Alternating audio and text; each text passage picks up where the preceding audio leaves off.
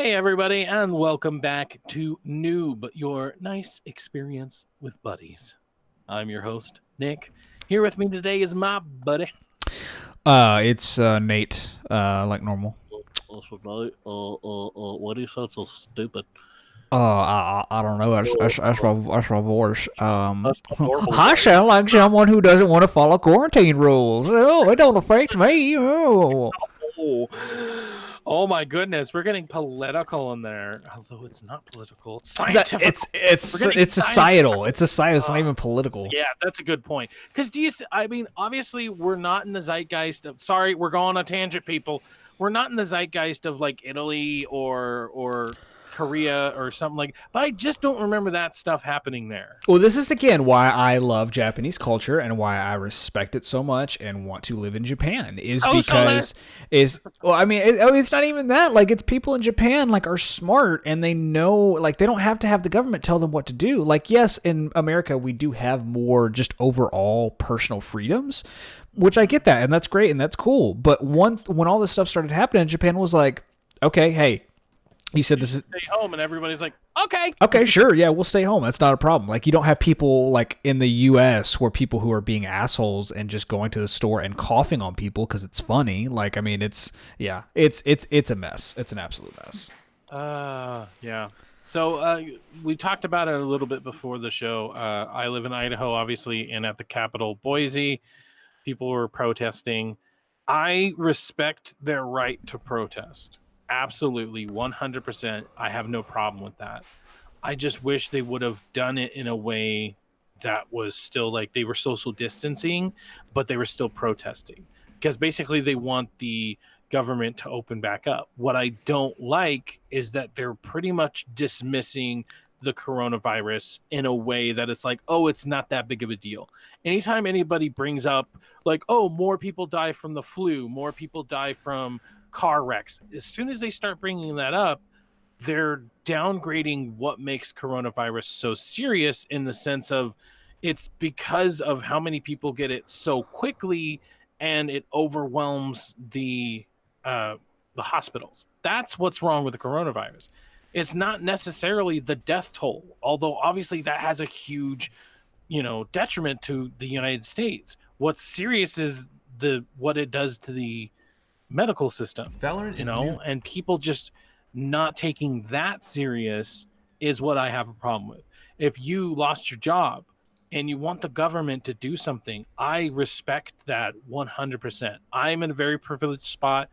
Nate is a very privileged spot. His wife, obviously, we're all in a very sorry. We're all in a very privileged spot where we all have spouses and ourselves where we still get to work. So I could never in a million years understand what it means like to not have a paycheck and not be able to go get groceries. I have no idea what that means. And so if you want your government to do something, go out and use your voice. Just stay safe. That's all I want to say. Stay safe. Do it respectfully. Because I mean, as soon as you start talking about, oh my gosh, it's unconstitutional, it's yada yada, it's like you're missing the point of the whole thing, and it's not safe. It's if all we had to worry about is a bunch of idiots getting sick and dying, that'd be one thing. But you are putting other people at risk if you do that. And hopefully all the people listening to this show, I'm not preaching to you, I'm not trying to do that. Hopefully you're already the smart ones because you're inside listening to this podcast, or you're on the road because you're an essential worker. Thank you so much. But so hopefully I'm not preaching too much, but at the same time, it's just like, God, it needs to be said. And I hate that it needs to be said.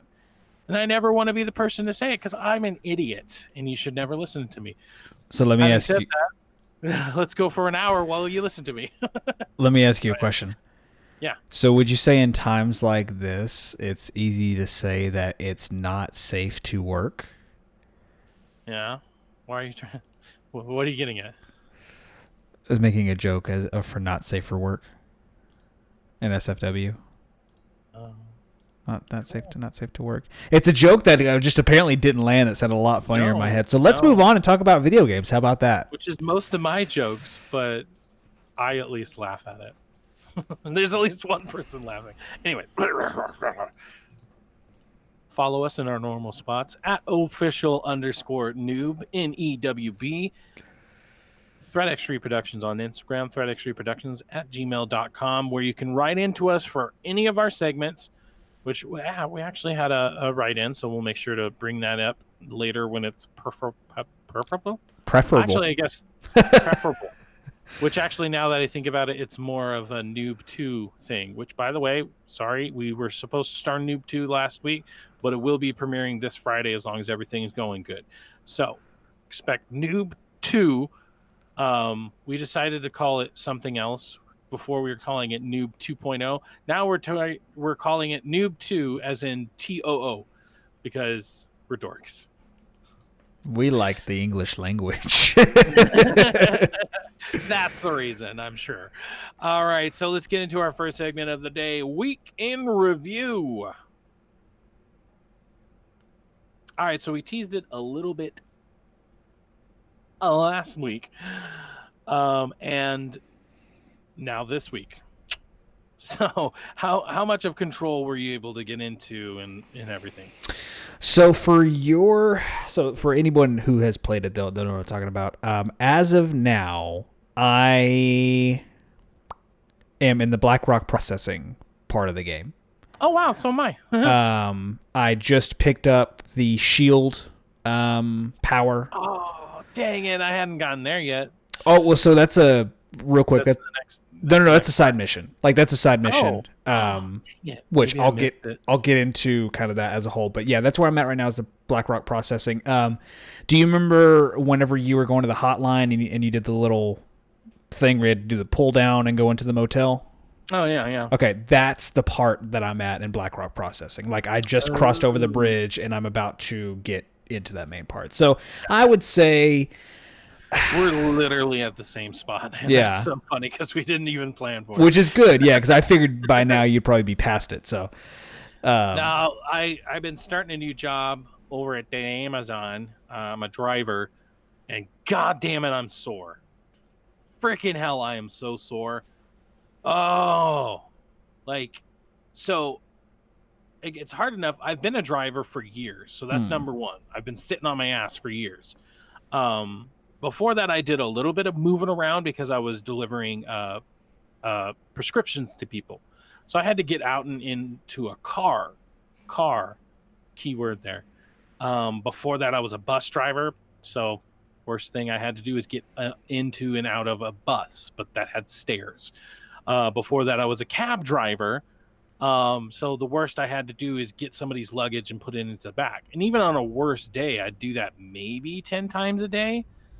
So now we're talking about I'm an Amazon driver and I'm getting in and out of my truck.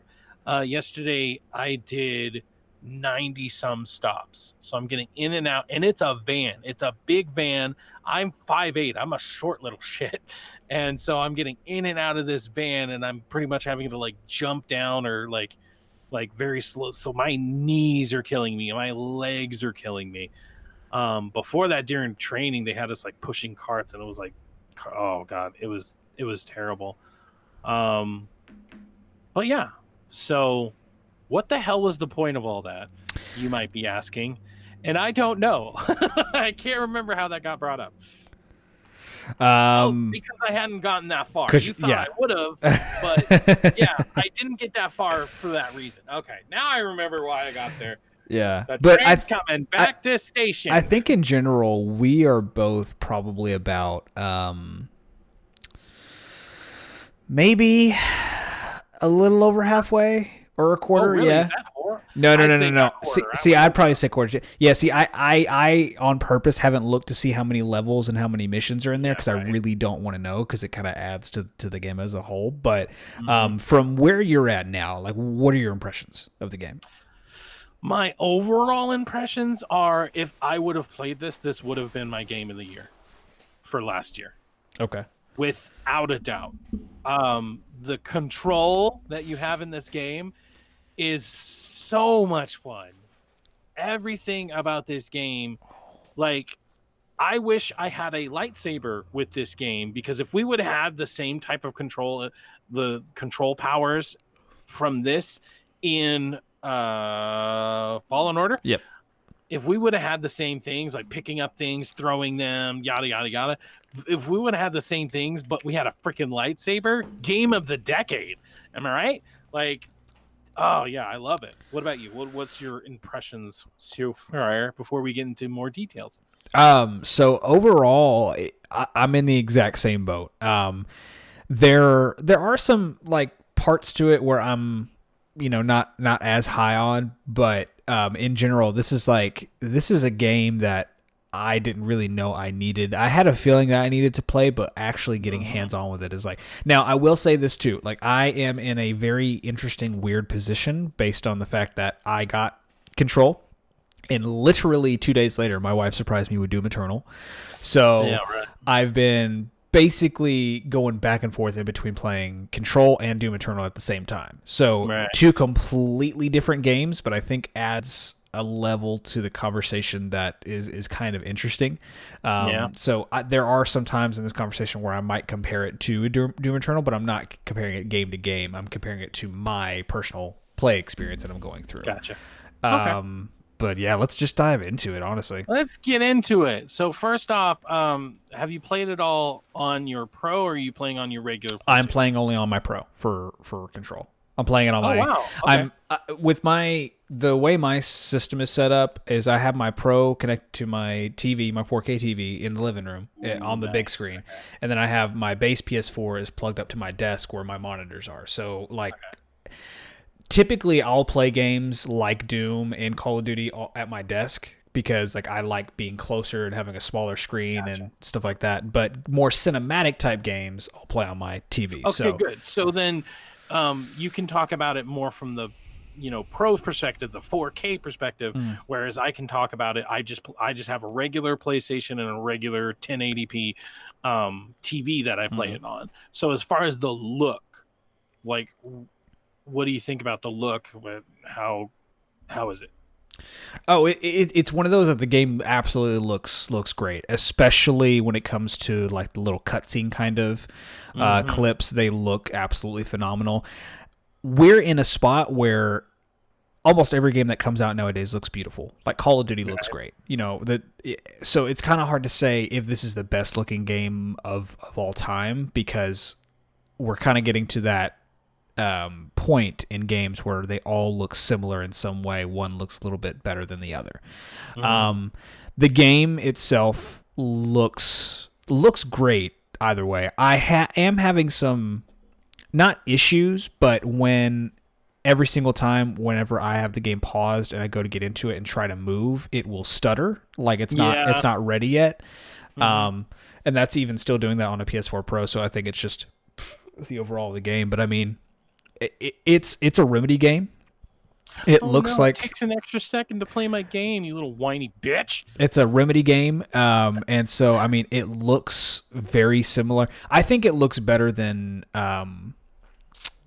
oh god, what was the Xbox game that came out from Quantum Break. Yes, I do think it looks better than Quantum Break because I think Quantum Break had a little bit more that it was trying to go for in the world overall. So which adds a lot to kind of the overall performance, if that makes sense. So it seems a little bit more confined, so I think it might run a little bit better, but there's just so much good I could say about this game. Right, honestly, right. it's Well, really it's my turn, damn it. yeah. Go ahead. As far as it looks, once again, I'm on the regular PlayStation 4. There are very, very few games that I play and it makes me want a PC. Very few games. I mean, God of War, for instance, I don't need a PC because it looks absolutely gorgeous on the PlayStation 4. Uncharted, pretty much any PlayStation game exclusive. it's made for the PlayStation. Yeah. They know how to make games, and they make them like so photorealistic that other games just look like what. So, but yeah, having said that, this is a very few games where it's like I want to play this on a PC because it's like how gorgeous it is. How gorgeous it is right now. I can only imagine how gorgeous it would be on a PC. Like I'd say the only other game that I've heard that I really need to play on a PC versus is like wow, I just a Division. For some reason I would like lost it for a second there. Division. I've always heard that that one just looks so much better. But at the same time, there's so many games out there that I don't feel I'm missing out by playing it on the PlayStation 4. Does that make sense? Yeah. Like I don't feel like I'm getting what I need out of it. Whereas this is like I feel like with everything that the game is offering to you visually, it's like I feel like I would be getting so much more if I'd be playing this on a computer where I could play it at ultra settings, 120 frames per second and things like that. Like this is one of the very few games that actually makes me want a PC. And that's saying a lot because I'm just the type of player that doesn't give a crap about PC. And so seeing this game, even before we get into the gameplay and everything, like just seeing it, I'm like, God, I want to see this. And that like knowing how much of a Sony pony I am, how much of a console peasant I am, and I am stuck in my roots, but knowing that about me, you have to know that me giving it that compliment is 1000% a compliment in its visuals, in its art style. I mean, even like the facial animations, they're not like uncanny valley like, you know, N.E.W.B is, but it's still like really detailed. And then yeah, let's get into it. One of the biggest parts of this game that I absolutely positively just cannot get enough of is its destruction. Like the powers that you get and everything, you just completely rip apart rooms, and I love that. And the last time I remember a game that really took advantage of this is like Stranglehold, you know, that one John Woo game, and you could like you could recreate the one scene from the Matrix but in like every single room essentially, you know. And then the only other game would be, I'd say, like Bad Company 2 and maybe a little bit of like Battlefield 3 was like the last time that a game really took advantage of like destroying things. Yeah. You know, well, and go ahead. I think what's something to kind of relate that to as well is how the game handles the destruction. So like the most recent comparison I could give as far as the basically free reign would be something like Half-Life Alyx, which I don't know how much gameplay videos you've seen of that, but like I had seen one that was joking. It was actually from Freddie W, from Freddie Wong. Remember Freddie Wong? All the like YouTube videos, Rocket Jump, Video Game High School. Oh, Rocket Jump. There, that's all you have to say. Go on. He posted a clip on his TikTok page of like how the struggle is getting real in games. And he was playing Half-Life Alyx, and he went into this bathroom, and there was like 7 rolls of toilet paper, and he was able to pick up a box, scoop the toilet paper into the box, and then like go run away with it. That was the joke.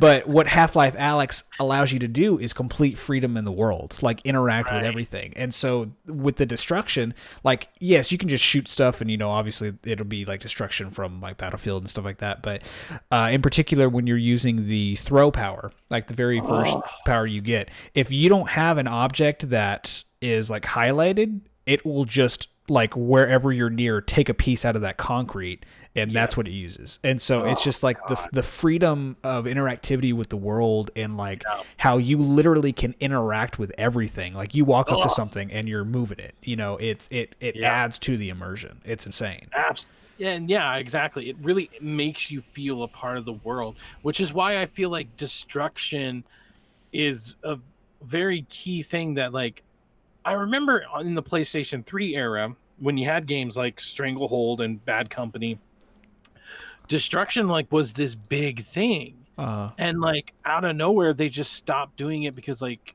I don't know, it was too hard. I don't know. It was well, the PS3 in particular with that cell processor made stuff like that a lot more difficult. So that's probably why. But no, then you have like Battlefield. Even if you just look at Battlefield in general, they still do destruction, but dear God, is it watered down? It is so watered down. Well, I think we're also numb to it. No, it is completely watered Well, Battlefield 5's destruction, like I remember playing the beta, and then the little parts after the beta I played was like I mean, I was numb to it because I was like, okay, in Battlefield games, it just makes sense for me. If I shoot that wall, it's going to explode or it's going to Right. break, you know? Right. But still, like, I guess the best comparison would be Rainbow Six Siege, in the sense of you just shoot the wall and now you can look through the little, like a little peephole or something. That kind of destruction just doesn't happen anymore, or at least like they made it seem like that was the next gen and that was what's gonna set games apart.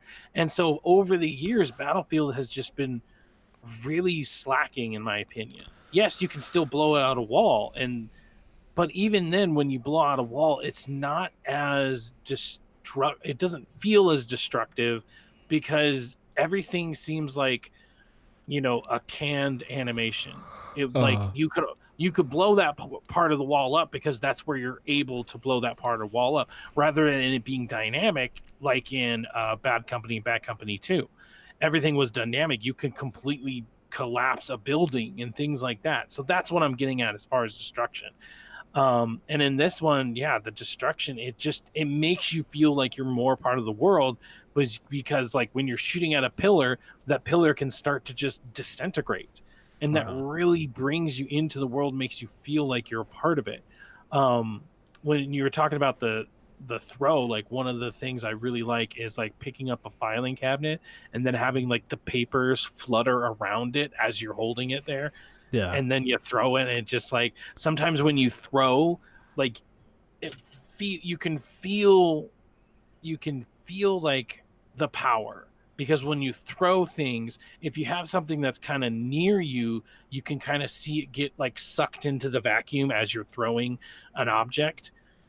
So even if, like, you're right next to some papers, you throw them, and then those papers come off the ground as you're does that make sense, right? Yeah, well, it also has to do with, like, for example, the shield power that you Yeah. get, which if you want to look up gameplay for it, you can. It does something very similar to where you you activate it with L1, or yeah, L1. And pretty much what you're doing is you're gathering, which you don't typically see you taking, the concrete off. It just kind of appears. But I mean, it still looks good. You're basically, like, with that same power, holding up a concrete wall of, like, debris, and so as people shoot it, the debris will start to, like, crumble away until you're exposed again. But it adds with that same kind of flair, like it does with throw. It's just, excuse me, more of like a collection of debris instead of just single item. Yeah. But yeah, overall, the destruction and just the interaction is what kind of blows the immersion away, and in a good amount. There's another part to it. I don't think it would be considered destruction, but one thing that's really getting me about this game, that's really pulling me in, is the art style. Yeah. Like, I love the creative choices for whenever you go into a new area. In that big ass bold font, it shows you what that area is. Yeah. You know, It's very like Winter Soldier. and it plays that like it plays that little sound like it's like a big thing. It's like it yeah, it's like it's momentous, and it's like it's so immersive. It's not like you go into a canned cutscene and then you're in this new area. It like Right. Yeah, man. It's, which I guess, we're talking about the destruction and stuff like that. I guess it leads into kind of overall powers is kind of a big thing it has to do with the game. Now, since we're both in the same part, we pretty much have the same collection of powers, I assume. Yeah. So, for you, what are you running right now? Like, what all do you have? Right now I have the piercing shot, and Which that would be more with the guns, spin. but Yeah, the spin, and then obviously I have throw, and I've upgraded it to the point where I can grab grenades and rockets and grab smaller enemies once I damage them enough. Okay. So I've really been focusing on the throw. Like, the throw is mainly what I use, and then I might pick them off with some gunfire. Do you have dash yet?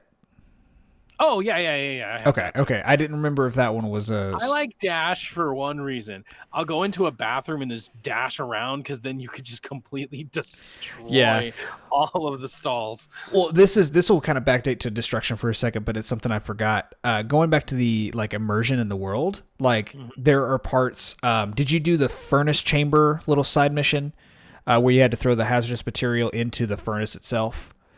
No, I don't think I did that. Ati had that as like a secondary task to do, the janitor. Cool. But there's a part where you're like, I mean, you're kind of in this open area trying to collect all these trash canisters, but there's like railing and stuff like that that's blocking you. So what you can do to kind of get around faster with dash is if you're on like a walkway, you can melee and you can destroy that railing, and you can easily kind of fly around and go through. So that's something I like. But yeah, we pretty much have the same. I think the main difference powers wise I have. Sorry, another real cool thing about dash is like if you dash but you stop right next to something, it'll still get destroyed. Yeah. Which is really what makes it feel powerful. It makes you feel powerful because it's like you're so powerful, even if you're just next to something using your powers. Like that's why, like I said about the bathroom, I'll go into a bathroom and just dash around, and even if I'm not dashing into something, but I'm dashing next to it, it'll just and it'll like shatter things around me. It's so goddamn cool. So, anyways, go on. Yeah, so I think the main power difference I have is just the shield. Yeah, that's which so far, yeah. which is cool because like Can you still shoot with it? Like I haven't shoot with tried. it? I haven't Oh. tried because whenever it gives you the tutorial, like when you're in the astral plane area, it's like gold enemies, aren't affected by your fires. So like the training part of it was just use the shield and kind of go through. But it's cool how you obtain like those additional powers. Like you don't just do it from mainlining. Like it gives you incentive to do side quests because it'll help you overall in the game itself, and that's something to get into too. The game is challenging. Like if you're not like, there was one part you're not in control. there's one part that I actually accidentally went into the Blackrock area before I was supposed to, and I took this like walkway that kind of took me over here, and I ran into these enemies that were level 6, and I was like, I am not supposed to be here, and like I started shooting, and it took like 2 recharges to kill 2 enemies. I was like, no. We'll just backtrack. I'll be back here later. But that's another thing that adds to the kind of just overall, I don't want to say immersion because I've said that a lot, but the weaponry is kind of what's so interesting that plays into the world is like, instead of you just picking up random weapons like a third-person shooter, like you have the one weapon, which is the service pistol, that you just basically change the fire mechanic of it, Yep. So for me, I have spin as my primary. Nice. And then I will switch out between just the standard grip for the semi-auto kind of long range and pierce. It just depends on what area I'm in. Nice. But I've had a lot of times where the precision accuracy was needed a lot more, so I'll use grip to kind of pick them off and just kind of do a little rapid fire. But like the animation is so cool too. Like the different weapon styles like play and look completely different. Like I like how when you have the shotgun one, it looks like you have a little crossbow like out of the little materials. And so now this does kind of go into what I was talking about, my slight complaints. It does feel samey sometimes. Like gunfights do kind of have like some moments where it's like, okay, like it seems from where I'm at in the game, there are moments where I'm navigating around the map like normal. It might take a little bit to kind of figure out where I'm going because you can get lost in some places.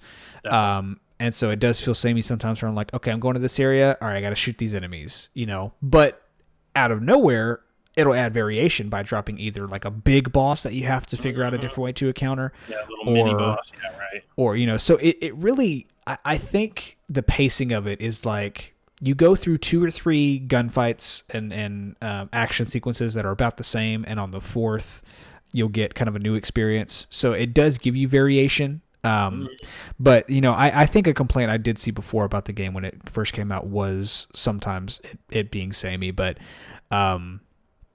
there's one thing in particular that I think is a key factor of why I love this game so much. But I've been talking for a minute, so I'll kind of let you kind of get where you're at in some ways, and then I'll get into that here in a second. Yeah. I think so. Yeah. As far as the power hours and being able to have side objectives, talking about that, I I love games. Open world games are really fun, and you can find things, brand new things, even after hours and hours of playing it. But I do like the more curated, um, con, you know, map. Basically, it's like it's still really big in the sense of you can go and explore, but it's very curated. And it's like It's very it's very, linear. yeah. There's a purpose to it. Let's just Yeah. put it that way. Obviously, you're inside, so everything kind of looks the same. But even when it looks the same, it finds new ways of just like, here's this new area, here's a furnace area, it does find ways to make it interesting. Um, and yeah, I don't know, like it's as far as like negatives, I'll go a little bit off of you. I'll talk about negatives. Um, Market. I was just thinking about it, and now I've like, what was your negative again? That it can get samey in some Oh, places. Oh, as far as your comment about the sameness of it, it's like I get that, and I think it's more just that um, it's kind of like any like first person shooter or any like even God of War. But Yeah. but it's like a first person shooter where it's like, here's the enemies. It does a really good job of like introducing you to the enemies. I really like, because basically anytime you get kind of a new enemy, that enemy is almost like a boss version of them.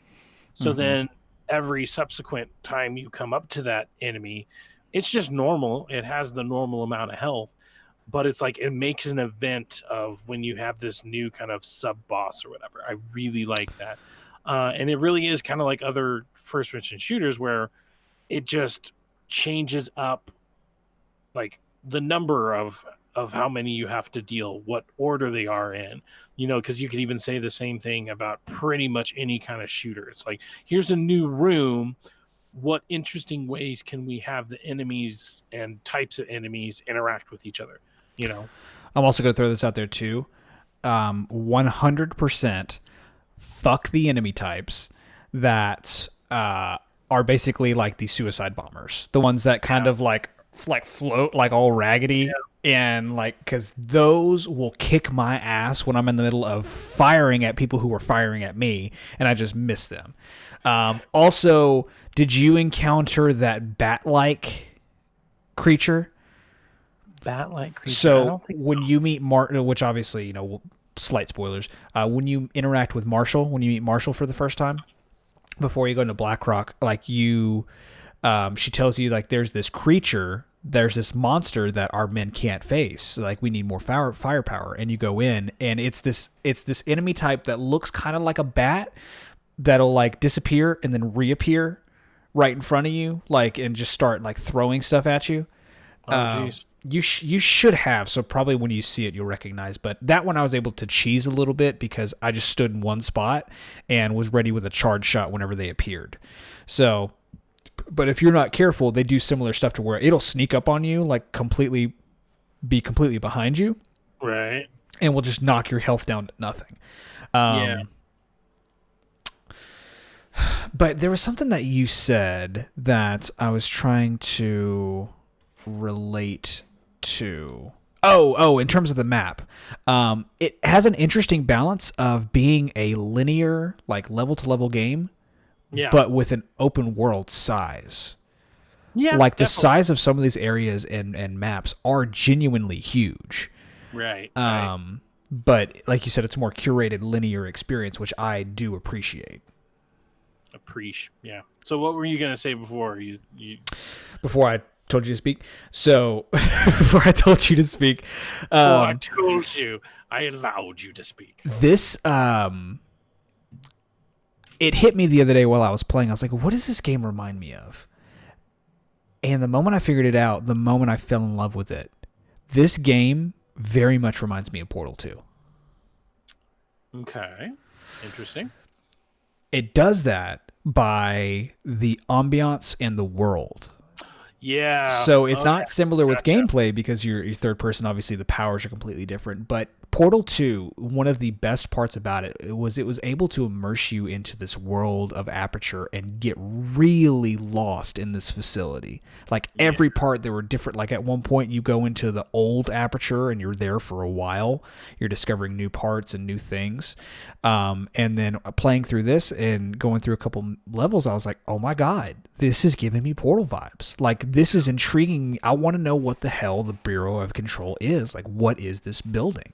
Like, Yeah. I want to Let's get down to the mystery. Let's get right into it. Let's get into the story slash the world.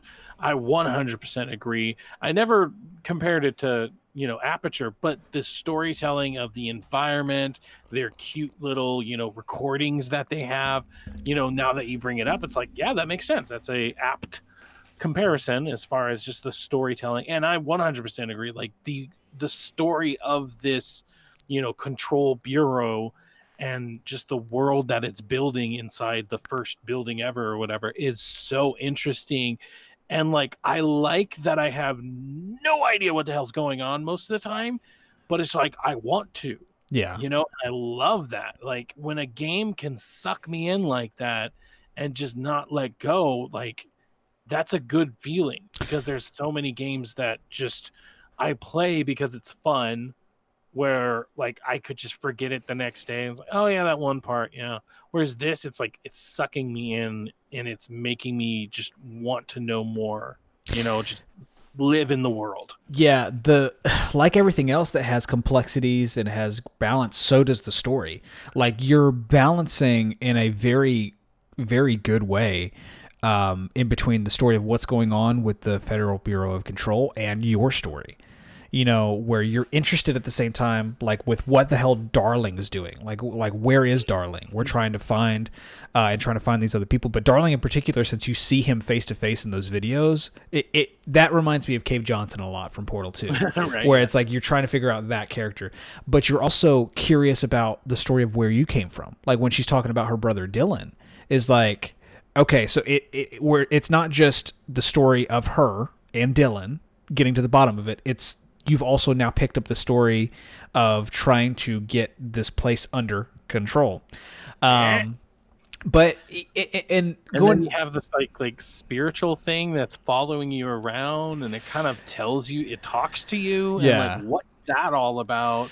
Is it good? Is it bad? Well, see, when the game started, like, and how fast it threw you in, like when you walk in, and then the moment you walk in, the director is dead, and you pick up the gun. It's like, oh, now you're the director. I was like, okay, that's a little much. But then as the game kind of went on and like it started to explain itself a little bit more, I was like, oh, like it backed off my like judgment of it. Like, oh, I didn't like how that threw me in. Mm-hmm. But playing more, I'm like, oh, okay, no, this is good. Like, all right, like I'm involved, and I think it was. Like the world itself seemed kind of weird, but I think the first time I was like, okay, this is giving me Portal vibes, or I'm getting lost in this world, is when you go to the hotline. And you have that weird experience where you're like flipping it on and off like a light switch at a motel, and you're transported to a motel like area, like existence, plane of existence kind of thing. Yeah, just the way it's so sci-fi in the best way. Yes, yeah, I mean, you could even get like Twin Peak vibes, and like it's this the story it's telling and the way it tells it. Like I like that we have this almost kind of noir type of mystery going on, and it's even told in a noir kind of way because like your character's like talking to herself, your character's narrating it, so that's extremely noir heavy.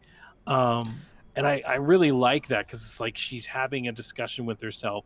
Every once in a while, it's a little jarring because she'll do it like right in the middle of a conversation. And so that can be a little bit jarring. But the way I actually look at it, because I've seen that people have complained about this in like reviews and stuff, But the way I see it is that she's not necessarily talking to herself. She's probably talking to the being. Yeah. Like, I trust her. I don't know if I should. So I don't think it's that she's talking to herself. She's having a conversation with whatever that entity is that's following her around. Because if you notice, every time she talks to her, it just zooms in on her. So it's almost like it's happening in her head. And that's why it's changing the angle of the camera rather than it just looking at her, but it's, from afar. It's looking at her, it's like right up in her face. It's trying to tell you that it's going on in her head.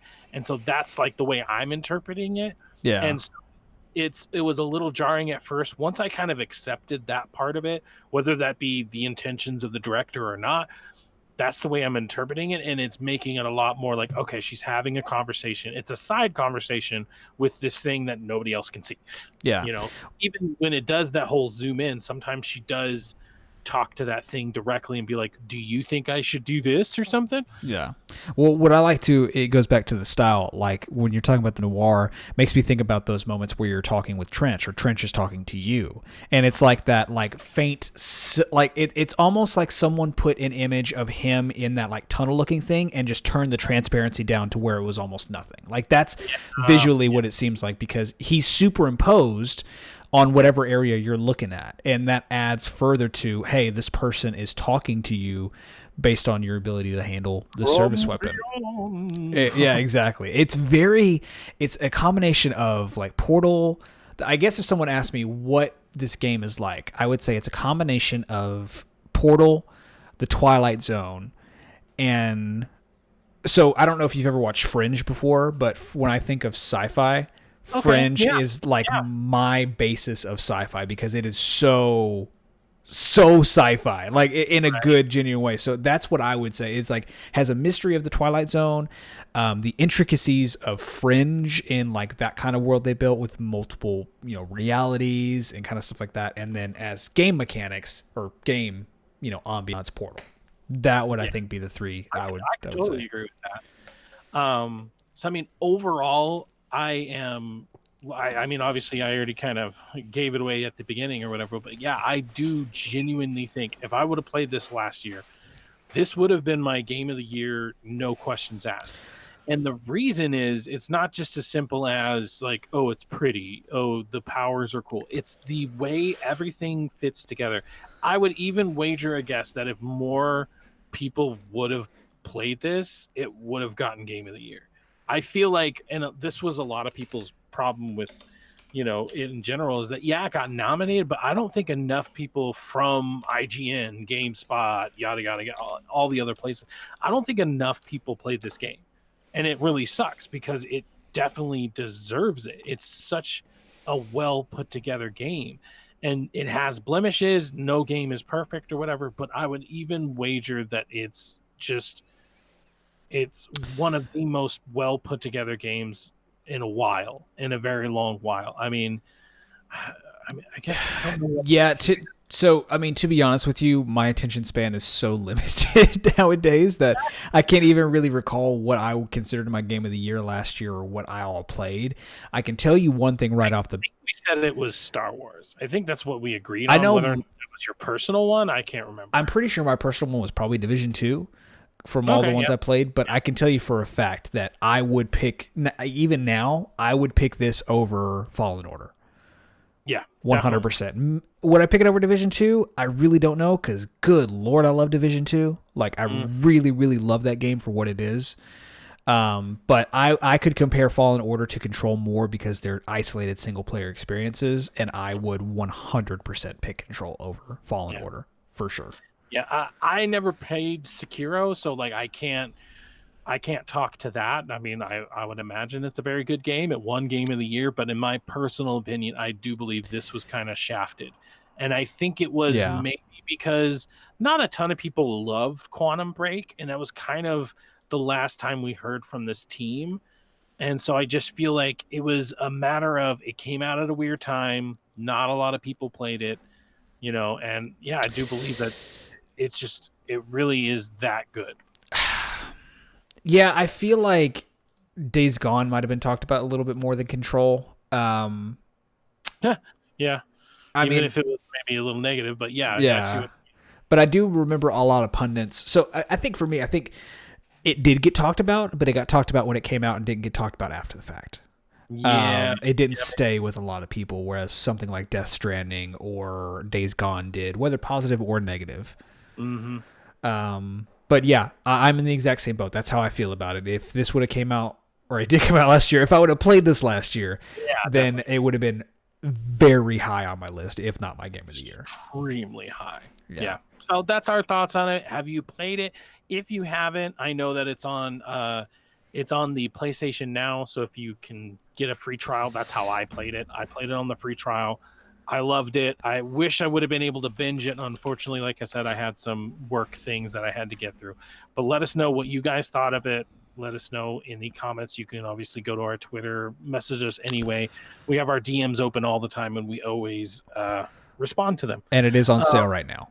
For Ooh, it is. the Control Deluxe Edition is on sale from $80 to 48, pretty much. Oh, nice. So That's real good. I think that comes. Yeah, I think that comes with the season pass or where you have the expansion. Nice. So yeah, either with the trial for PlayStation Now or even bought outright for this deal, it's 100% worth it.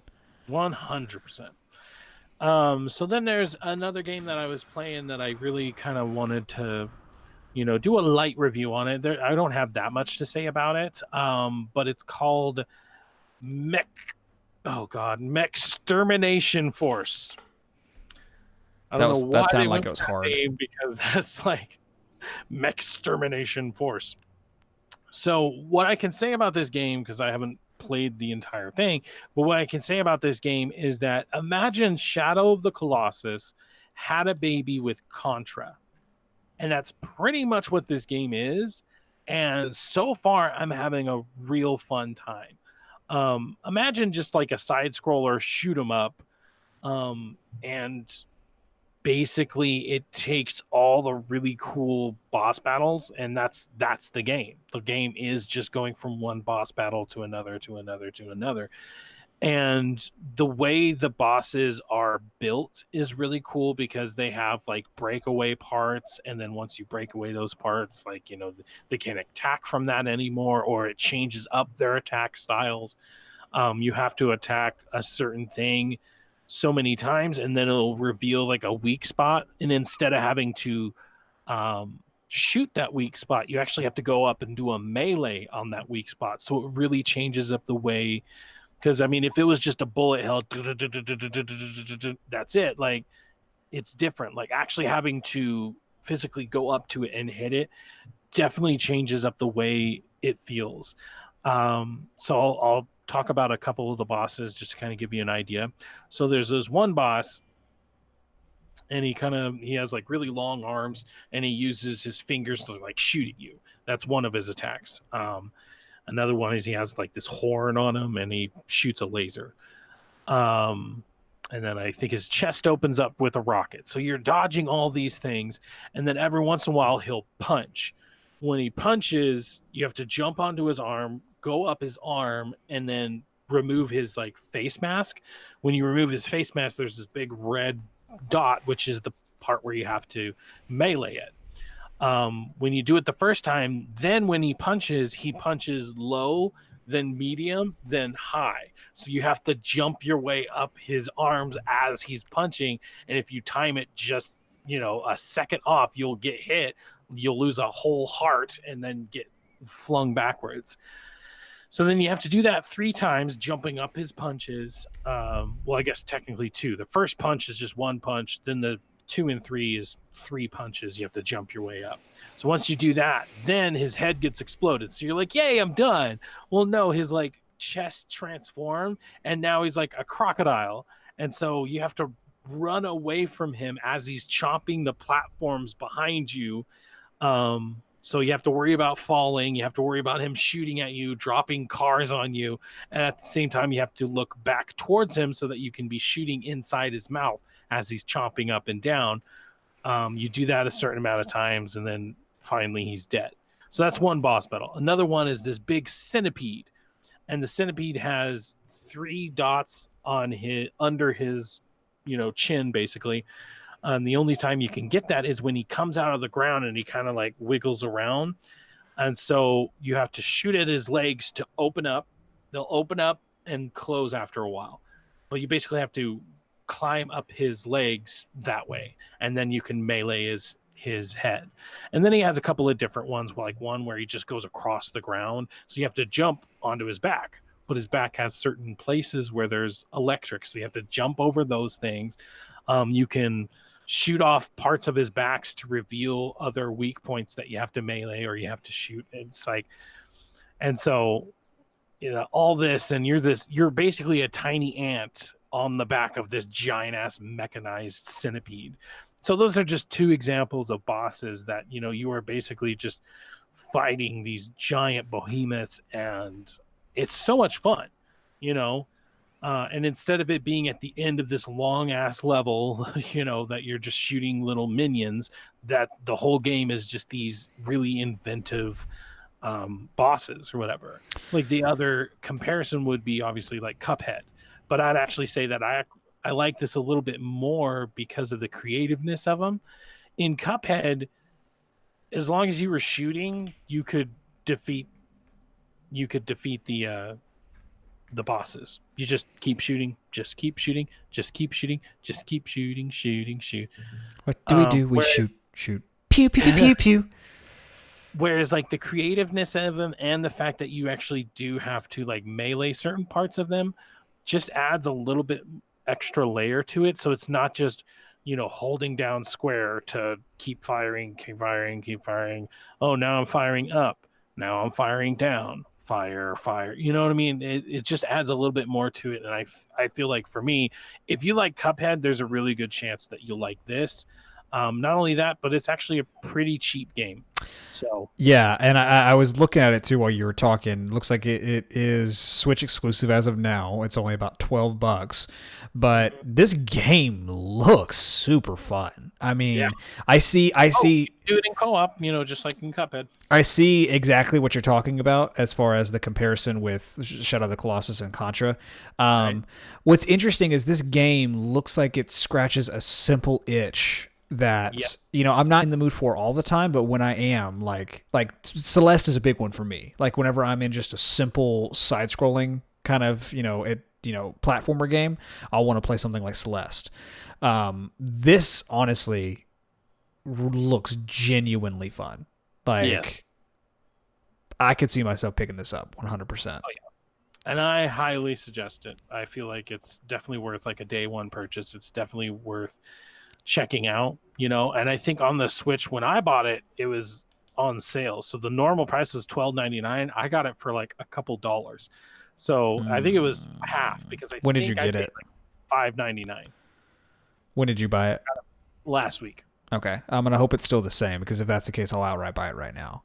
Oh yeah. The Switch right now, it was on sale. It was half price at $5.99.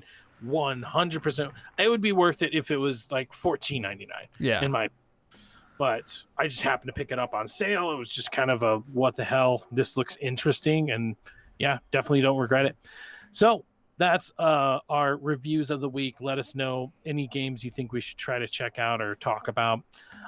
This week's game is H1Z1, which means it will be next week's Battle Royale. So if you'd like to play along with us, just as usual, you know, get that downloaded. Let's get playing. All right, so let's move on to Oh, fuck me. Well, I forgot. I keep forgetting that we changed it technically. Okay, let's move on to WTF This Game Is. All right, so this week's WTF This Game is deviled eggs, everyone. Oh, that's the game of the week. New release to PlayStation, Deviled Egg Simulator. Watch me eat all this mustard and just Yeah, that's good. Will I get all of this? Yeah. Really? And I made them. Zoe wants donuts. She doesn't want eggs. What a fucking asshole! Thank you, baby. I love you. So yeah, Nick just got deviled eggs in the middle of a segment. What were we talking about? But the game of Yeah. the week is a game called Snaky Bus. Snaky Beth? Snaky Bus. Okay. Snaky Bus. Like a succubus is what I said it as. But yeah, this game All right, so I'm starting it now. okay. All right. So pretty much this game looks like it's a physics simulator type thing, similar to Goat Simulator, but with a more racing / running element. But what's surprising me the most is how good these graphics look, like the lighting in particular. Like in some of like that part when he's going through and like you see the Eiffel Tower in the background, it looks like Battlefield 3 graphics, like the lighting and everything.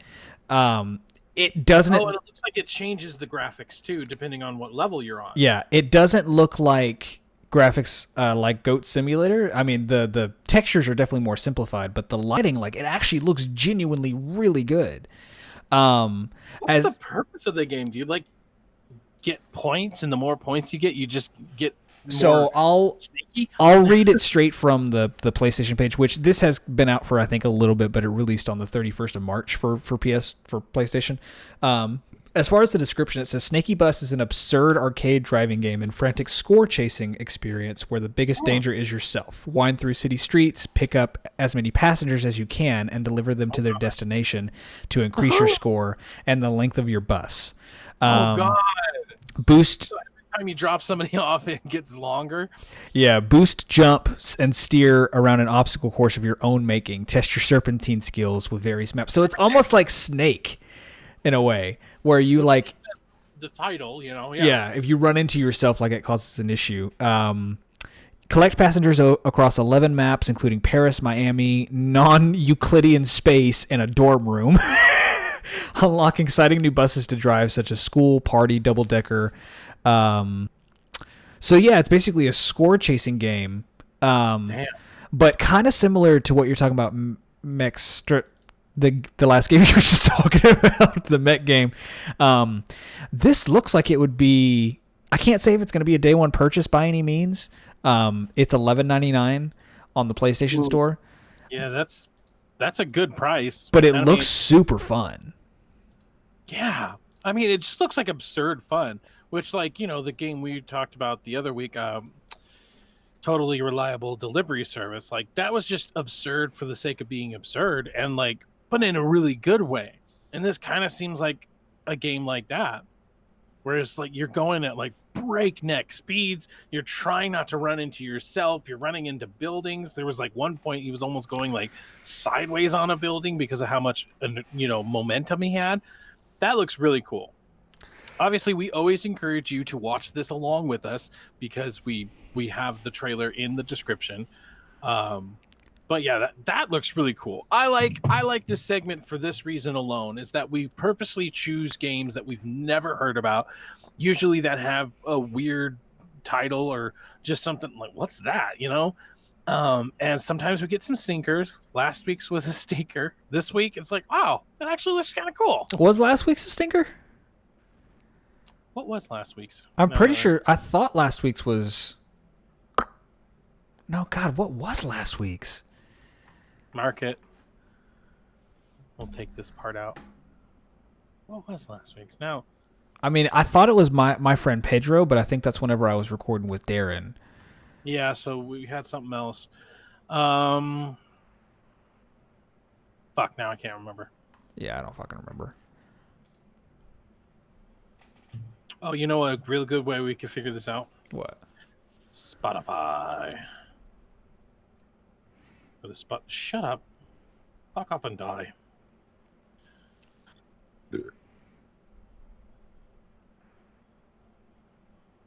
Okay, so Fight of the Animals.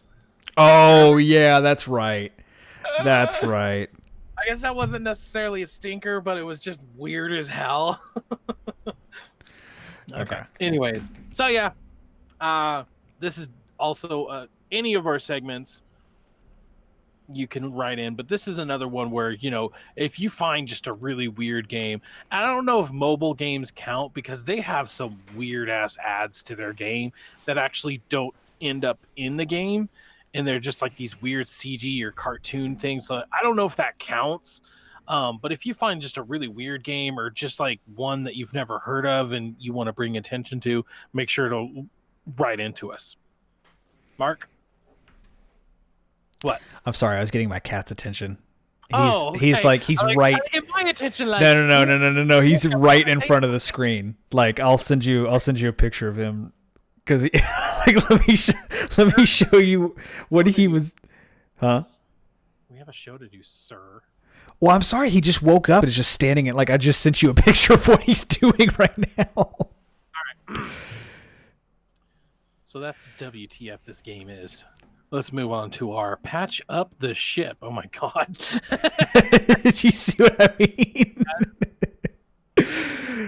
Oh, that's cats for you. Okay. Yeah. So let's talk about some news. We got some news to talk about. So Fortnite is adding a new X-Force bundle, which I guess kind of makes sense with their whole Deadpool thing that they were doing, huh? Yeah, and I think it's cool that they're giving you, of course you can buy all the stuff individually, but I think it's cool that they're giving you an actual like skin bundle you can pick that comes with a lot of different stuff. Now, I will say this, haven't played Fortnite in a quite long time, so the ecosystem and the comparison with what stuff normally costs, I can't really speak to. But as far as Apex, I mean, Fortnite was the reason why these prices are acceptable, basically. Do you remember what the conversion for V-Bucks was in real world money? Oh yeah, 100 is $1. Okay. So okay, then that's quite expensive. So basically what you get in the bundle itself is you get Cable, Psylocke, and Domino. Domino is very much going to be the comic book skin, as well as, I mean, Psylocke looks similar to Olivia Munn's character from Apocalypse, but I think it's the same costume. Cable in particular is the classic like comic gigantic metal arm, yellow and blue. Everything as far as what you get with the bundle, and this all comes from PC Gamer. You've got Cable wielding his P90, a bunch of like the quality of the skin is incredible. I mean, he looks like front to back really badass. Psylocke, which almost, to be honest, looks like a Fortnite character, like just 100%. Not really much. And then Domino looks kind of similar, just with the costume. As far as how much it costs, the X-Force outfit bundle will run you 3,000 V-Bucks, and looks like they are going to raise that at some point to 4,500 V-Bucks at a later date. You can buy the individual skins for 15 V-Bucks, which pretty much sounds like you get one for free if you buy the bundle. Now there is like $3 cheaper than Apex, but it's just that price. It's just There is also some gear you can buy, like some harvesting tools. Like you've got Domino's daggers, which someone said on PC Gamer, it looks like I'd pay $600 for these in CS and Counter-Strike Go, because they are pretty detailed. Cable has a harvesting tool that's like a giant hammer, unstoppable force hammer. It's got like a metal effect to it. And Psylocke has her like just like, it looks like an energy sword almost. Right. I think that by itself. Oh, these gear items cost $2,500. Sorry, 2,500 V-Bucks. That will go to 4,000. I don't know why they're going up in price. Why they're cheaper now than. So that makes them $25 for. That can't be right. That seems way too freaking high. Well, I mean, you get 3 harvesting tools plus a glider for Psylocke. Oh, okay. So you get them all together. I'm like, whoa. Yeah. Okay. All right. So, I mean, if you're interested, go check it out. If not, yeah. Now, a game that we actually been talking a little bit about, and so this kind of piqued my interest. But Valorant has a interesting anti-cheat system. I got a little bit of the information from the Layman Gamins, and also we have a article here from PC Gamer. Yeah, PCGamer.com. But first from the Layman Gaming, apparently like the amount of stuff you have to basically give Riot Games access to is quite alarming. You have to basically give them access to your entire computer, everything on your computer, which to a lot of gamers is just like, no, thank you. And then they also have an interesting, haven't heard of this before. So why don't you go at it, Nate? Um, so I can kind of understand what you're talking about in terms of like how it does seem evasive, but for games like this, which is supposed to be a competitor to CS:GO, cheating is a big deal. So they basically want to make sure that you don't have any way of cheating in the game to give yourself an unfair advantage. Now, as far as the news item, it looks like Riot is offering they're offering big bug bounties for anyone finding security flaws in their anti-cheat system, which to me, right off the bat, means that they are serious about wanting the system to work. How they're saying, hey, find a way that you can get through our system and you'll be rewarded, basically. Which could either be good or bad. I mean, it really depends. Like, I'm glad that they're taking it serious. It's just, unfortunately, when it comes to the PC, it's like that's the unfortunate double-edged sword, as it will, of having such an open system, is that it's much more susceptible to cheaters, hackers, and everything like that. Whereas, consoles are a little bit more closed. You can still hack them, obviously, but yeah, that is the double-edged sword there, because it's like, I get why they would need access to a lot of things to make sure that you're not running a program in the background or, something like, I get it. But at the same time, it's like that amount of access just can be really scary, because if somebody does hack their system and now they have your entire life story, that's the scary part of it. Yeah. I mean, you're not wrong. And that's actually, it isn't a separate, it's not a separate news item, but it's similar with what Warzone's facing right now. It seems like there's been a massive surge of PC cheaters that is affecting everyone else, because obviously the game is crossplay. There's actually some petitions people are running like, hey, can we just not have, petitions are stupid because you can actually disable the crossplay feature so you don't play with PC gamers. But I've been seeing a lot of clips from Warzone matches where people are like bad aimbotting, like Nadeshot, 100 Thieves. A lot of those guys, when they do live streams, they'll like showcase this guy they're playing with just absolutely cheating. And so that is a big issue right now, even with a current game like Warzone, is people cheating the system, which Activision, I think, has banned like 7,500 accounts, or maybe 75,000. They've been... That is one reason why they want so much access to your PC, because cheating is so prevalent that people don't mind making a brand new account, because it's like, if I'm banned, I'm banned. Yeah. So on the one hand, it is good because they want that much access so that they can tell if it's the same computer rather than the same account. Because you can even I could look up a YouTube video and be able to fake an account in, minutes, versus them having so much access to your computer and the backlogs and stuff like that will hopefully make it so that they can't just make a new one. So it's like, I get it. It's just... it's something to definitely look out for if you're really interested in Valorant and everything. And I'm glad they're taking the things. In my personal opinion, it's definitely something that I would have never paid attention to before, but them adding the classes and stuff is what's making me pay attention. Something else you should pay attention to: PlayStation has a play-at-home total free games. They have Uncharted Collection, so 1, 2, and 3, and Journey, both for the PlayStation 4. That's great if I didn't already own the trilogy. But Journey, that's one that I've never really...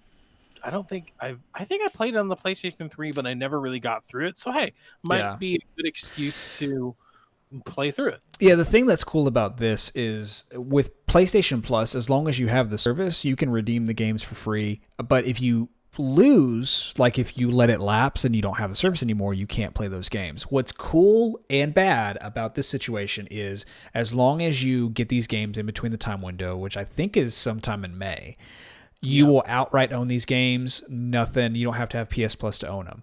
What sucks, though, is these two in particular, at least within the past year, were given as PlayStation Plus games. So I already own these due to PlayStation Plus. So I don't have the ability to, and most people are in the same boat, to actually just get these and own these outright without having to have it. Yeah, maybe I already do have Journey through PlayStation Plus.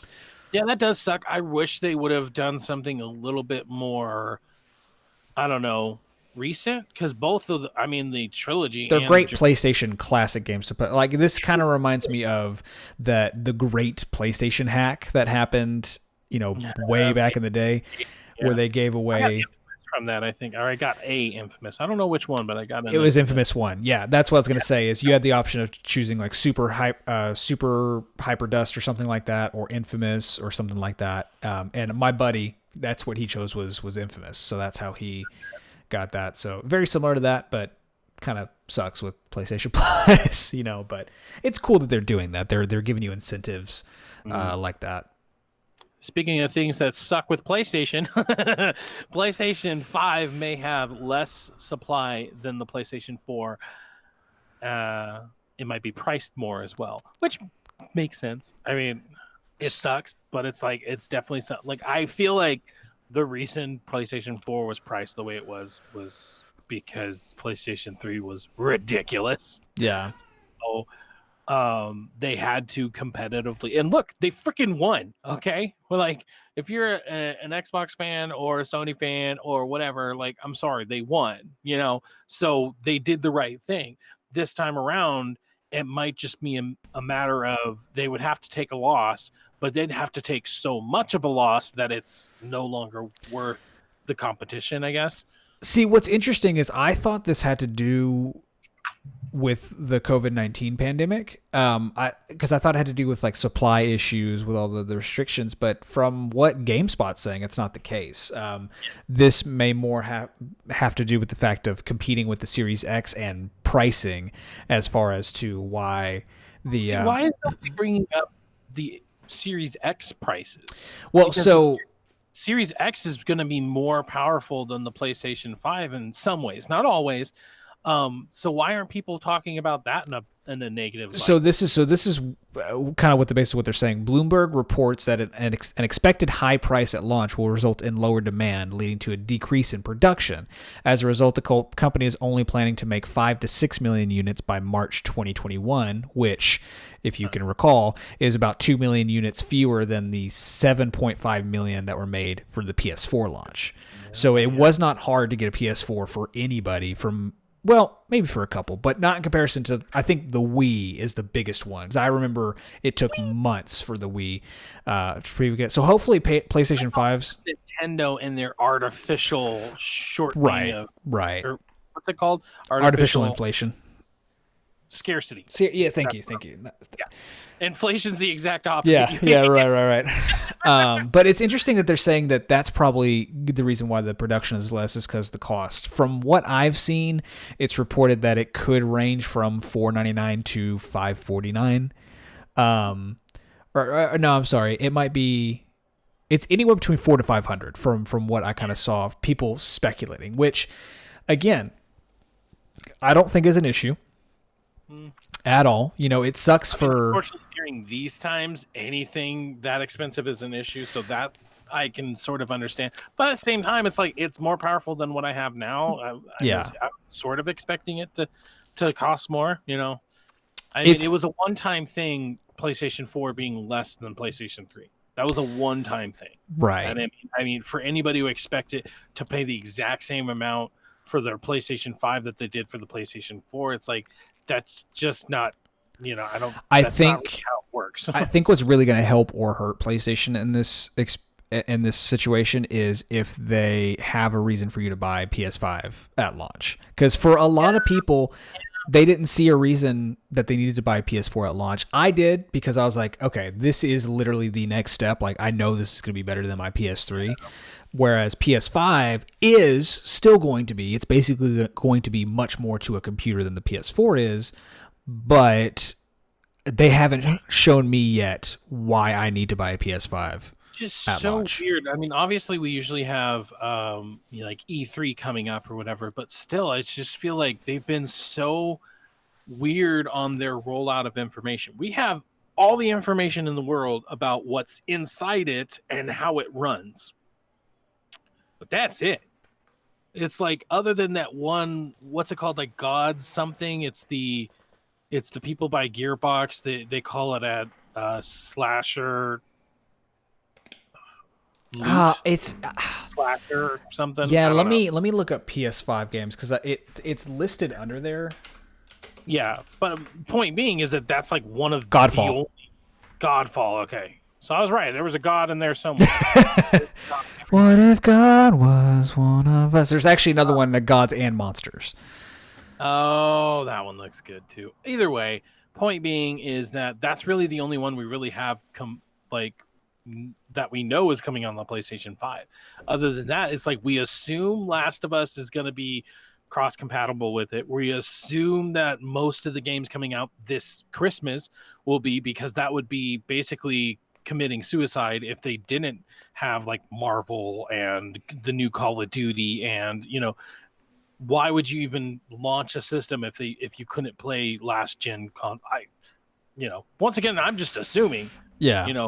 But I don't know. Yeah, it's so weird that they've been so slow about it. I want more information. I just want more information about it. I want to see, and obviously with everything that's going on, maybe we were supposed to get something in February, and then they're like, oh, well, we can't have this big conference, and it really changed. Or maybe we were supposed to have one in March for all we know. I don't know. It's just honestly weird how they're handling this, because Xbox is making up for what they did last gen for sure. Oh, agreed. By 100%. And here's the thing is, all the information PlayStation gave was cool.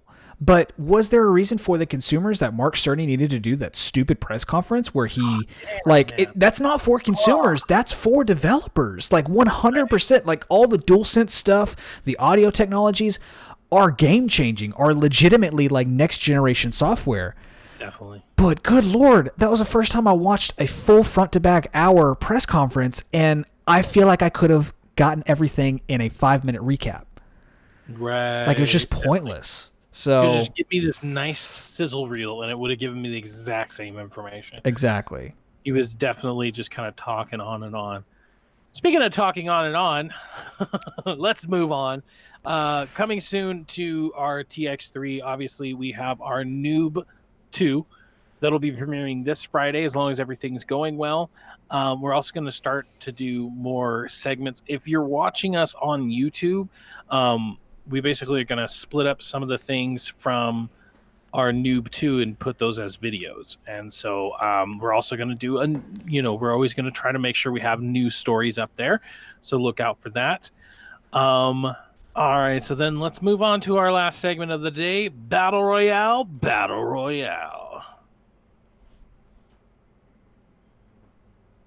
All right, so this week's Battle Royale is Blackout. So now we have a good chance of kind of comparing, contrasting the Call of Duties Battle Royales.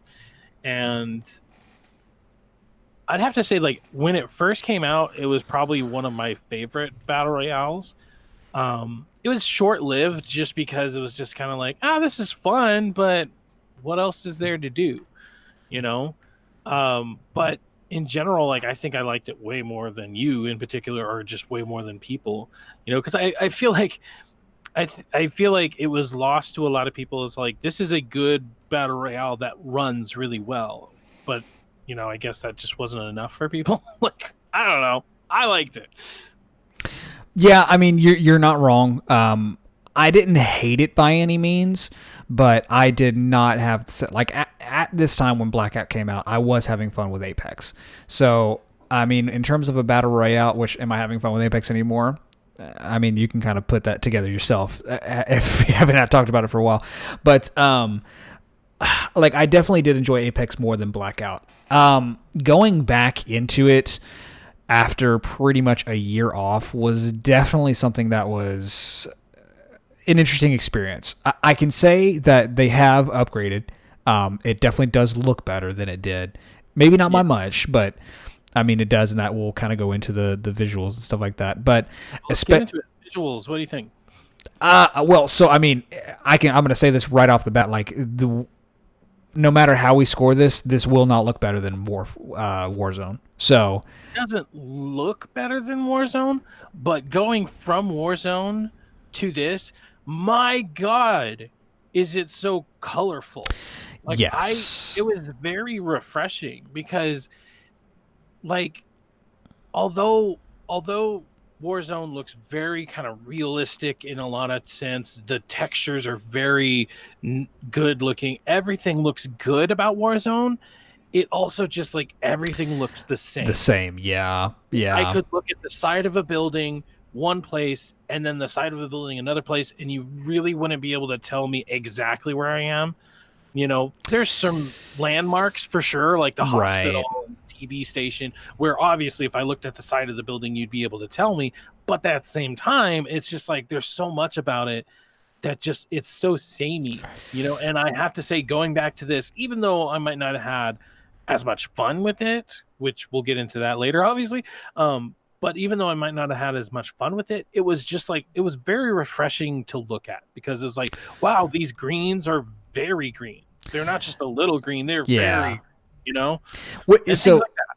Yeah, that's what's interesting is there's always been a big difference in between Infinity Ward and Treyarch games, more specifically Modern Warfare versus Black Ops, and that is something that they have, which is interesting to see it continue to happen. That it's still a difference in visuals, like in terms of color and not because I mean even Modern Warfare 2 was very kind of gray and brown, and you had a lot of those more realistic colors. Black Ops was definitely more vibrant. So I will give it that the visuals themselves are very different in a good way. If I want an immersive, like real world looking battle royale experience, I'll jump into Warzone. If I want something that is definitely more arcadey, I'll 100% jump into Blackout because I mean visuals, guns, everything. You know, it is a lot more arcadey, but it also adds a fun layer in a visual way that Warzone just doesn't provide. Yeah. I mean, and I don't know why, but like the first like week of Warzone, everything was fine. Everything looked great. Then like week 2, after they put out a patch, I don't know what happened, but all of a sudden out of nowhere, it doesn't happen all the time, but out of nowhere, like when I'm dropping, let's say I'm dropping over Stadium, it looks a lot more blocky and it takes like an extra second for it to load up the textures, load up the shape of Stadium. And that happens a lot of places. There's even been sometimes where I would get all the way down to the ground. It would still take an extra second for everything to load up. And replaying Blackout, I didn't seem to have that problem. In Blackout, like they have a lot of grass all over the place, and the grass looks good. It looks like individual blades of grass flowing in the wind, and because of just the overall look of Warzone, I mean, I wish gameplay wise we had everything from Warzone in Blackout, because visually I prefer this over it, just because of just, you know, it might not look as realistic. I'll give it, you know, I'll give Warzone that, but this just looks so much better. I'm gonna say this is either an 8 or a 9, just because it's like it's good. One thing you can always expect from Call of Duty is it to look good. I mean, when it first launched, I would totally see this being a 6 or a 7. Yeah, because when it first launched, it didn't look very pretty, and they were definitely taking some hits in the visual department to make sure that it ran. But nowadays, yeah, this is at an 8 or a 9 for me. I am honestly going to agree with you on that. I'm going to go 8. I wouldn't give it a 9 because although it really just comes down to the mood you're in, honestly. If you're in the mood for something that's like gritty and more realistic, and you know, visual wise, go for Warzone. If you're in the mood for something that's arcadey and colorful, you know, go in for Blackout. So I'll settle with you on an 8. I do think that it has upgraded since it first came out for sure. Yeah. All right. So then mechanics. What are you thinking? So mechanics is interesting. Yeah. Well, let me start here. Sure. Go ahead. From the moment you drop I prefer Blackout. Like I know we gave Mike Fury, we gave him crap about liking Blackout more than Wars, or I specifically gave him crap about it.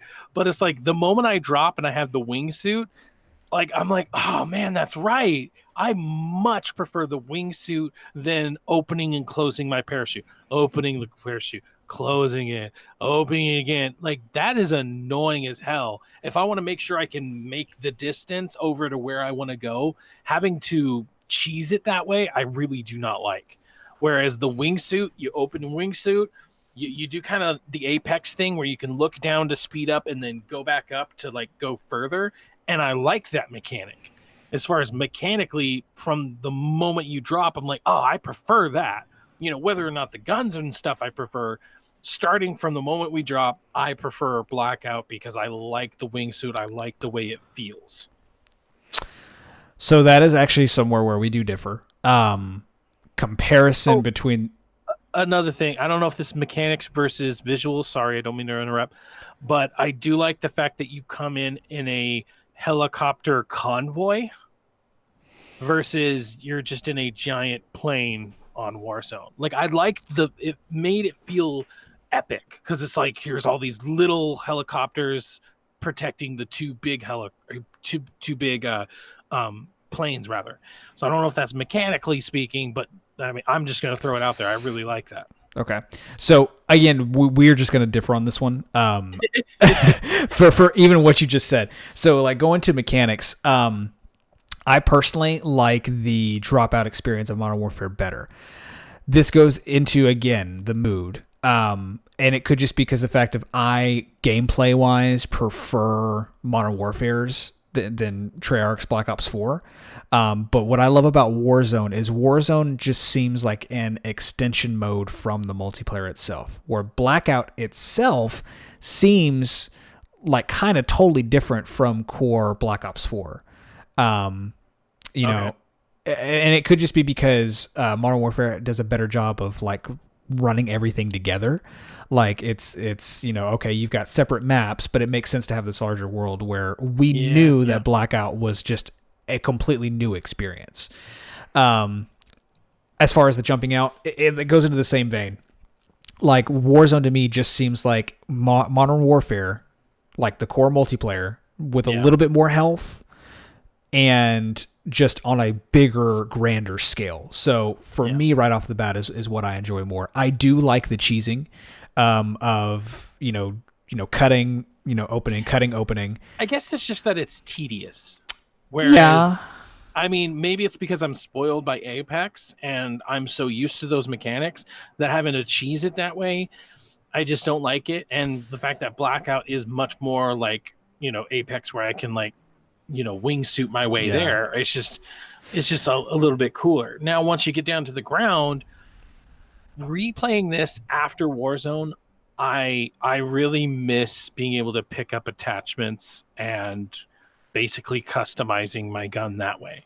Granted, you have to find the attachments versus they're just given to you in Warzone, but still, it's like I miss that. And that was definitely one thing that was a negative when we talked about Warzone, when we ranked it, is the fact that like I don't necessarily like it. It's very streamlined, and I, yay for Warzone. But for me, it's like I miss having the ability to just be like, oh, here's a silencer. Boom, I got a silencer now. Well, so that one I feel like would go more into the overall loot system. So, you think? Yeah, because it's different. No, yeah, okay, yeah, you're right. I'm so, sorry. No, you're good. I'm gonna save that one a little bit. But mechanically, you have to pick them up. Hello. Well, and so to confirm what you're saying, I do think that it is visuals going back to the initial drop in. But again, like I said, I differ with you because the experience in Warzone seems so much more epic to me. It starts off with this plane coming out from the clouds, and then you with your buddies about to cinematically drop out of this airplane. Oh yeah, the cutscene. If we could have the helicopter, a lot of things in this game, if we could have some of the Blackout things and some of the War things, and they just married each other, I would love it. Because if we had the same cutscene, but we also got the helicopter convoy, it would be like my perfect experience. But no, I totally agree with the epicness of just seeing you guys. But then it breaks the immersion because then immediately after, people just start pooping out the back of the plane when 2 seconds ago it was just you and your buddies. Yeah. So I'm just saying it makes more sense having 2 planes and then, anyways. Yeah. Let's get more into the weapons because we're getting a little long on the rants. So how do the weapons like feel? Because I'm going back to mechanics. Sorry. Gotcha. So not necessarily the variety, but how do they feel, the feel of the game? So this is just overall on the mechanics standpoint, I'm going to give the advantage to Warzone because I prefer the gameplay and overall gunplay in Warzone than I do Black Ops 4. Black Ops 4 has the charm of it being definitely more arcadey. You've got more... let me put it to you like this. Warzone and Modern Warfare have a very real feeling to the guns. Not as bad as like Far Cry 5, which we had a big problem with. Whereas I feel Black Ops 4 is, again, more arcadey in terms of their gunplay, to where, of course, you have recoil, but it definitely... I get a better feeling, more genuine feeling shooting a gun in Warzone than I do in Blackout, because it feels like I'm shooting like a toy, like pew, pew, pew, pew, pew, which granted could go into the actual look of some of the guns and the feel, but in terms of gunplay in general, I much prefer Warzone than Blackout, and that's just based on the balancing and how the guns overall feel. Yeah. I mean, overall... other than being able to like mount our guns onto like a corner, they have a lot of the same stuff. We can slide, we can go prone, aiming the gun, even though it might feel different than Warzone, aiming a gun and shooting still feels responsive. Yeah. And if we're talking about mechanics, we can't go too far into like the emotional side of it, because one thing we can all agree on about a Call of Duty period is that they are all mechanically sound. Yeah. You can shoot a gun, and it feels great. So I think another 8 is still good because it's still a Call of Duty. It's still a AAA experience. Let's put it that way. Yeah.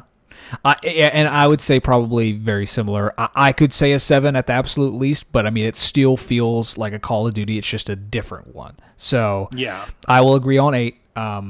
If you wanted to go 7, I would agree with you with that. But if we're more on 8, then that's fine. That works for me. Okay. So then let's get into the weapons and so then, yeah, I agree with you. I probably should have saved that. But yeah, being able to customize your guns, and I pick up a sight and it's the sight I actually want, I miss doing that. I miss being able to customize kind of how I do stuff. And you still get a little bit of that because obviously you pick up different grenades, but it's just like picking up a white gun, and then that's the gun you get the entire time. Versus in Blackout, I pick up a quote-unquote white gun, and now I can add to it. Now it has a foregrip. Now it has a stock. Now it has an extended mag. Maybe instead of an extended mag, it's a fast mag, and then what kind of sight is it a 3 times? Is it just a regular one? Like, the customization there is really nice. I might prefer a SCAR, but then you can't really get a SCAR with anything on it, it seems like, in Warzone, unless you get your loadout or something, and it's little things like that. I kind of miss having that from my battle royales. Like, I'm glad it's streamlined, and I don't know. That's just me. Yeah, we differ on that again. I think that's going to be the consensus on this entire Battle Royale because I do not miss it. Going back through and playing Blackout again, like, I remembered immediately that I did not like it now as I did back then. Especially playing Warzone, I do 100% prefer how streamlined it is. The only thing I have to worry about picking up is if we're playing, like, if we're going for loot itself. Like, that's part of the mission that we're doing, one of the contracts, or just I hear something, oh, hey, let me pick up that crate, I'm glad that I don't, like, in Blackout, it felt tedious going through, and I'm like, oh, there's this item, there's that item, and it felt more complicated than it needed to be, especially when it comes down to drops. Like, that is one in particular that sticks with me, is the process of going through an enemy drop in Blackout, you're scrolling through, trying to figure out what to get and what not to get. Whereas in Warzone, when you kill them, everything just on the ground, and it's more like That's a good I don't point. have to go through an additional menu to get it figured out. So I 100% prefer the streamlined. Hey, this is a higher rarity gun that's got a different attachment than picking individual ones. But that does also play into the fact of how Warzone makes it a little bit easier. Well, they're making it harder and harder by making it cost more, but the incentive in Warzone is to pretty much just get enough money to get your own class, and that way you rock with the equipment that you want. You rock it. Yeah. I mean, as far as the weapons and the loot system in particular is my biggest critique between the two. I mean, everything is sort of the same if you think about it, because it's like every Call of Duty has an AK, so we can't really talk about what's the variety of weapons, because it's like it's a Call of Duty, you know. I mean, I guess you can prefer Treyarch's some are more futuristic of them. Yeah. So you can prefer Treyarch's version of an AK. So, but at the same time, it's like, you know, this just seems like a battle I won't win. So I can go as low as 7 on this one. Okay. Yeah, again, like you were saying, the weapons I don't think are going to be a real big judge, because, you know, there are, and Blackout does have some better guns than Warzone does in some ways, because like the styles are different, you know, they're more, again, arcadey. So it does give you a little bit more variety, especially with the weapons and the abilities, like the Tomahawk, and then the